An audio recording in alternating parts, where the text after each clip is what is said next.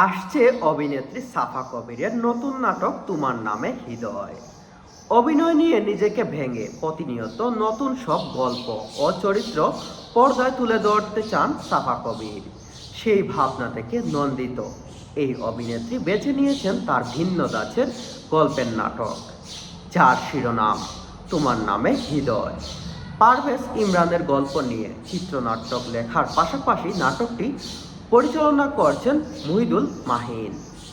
ভালোবাসার নতুন এই গল্পে সাফা আরও একবার তিনি জুটি বাঁধছেন এ সময়ের আলোচিত অভিনেতা মুশফিক আর ফারহানের সঙ্গে।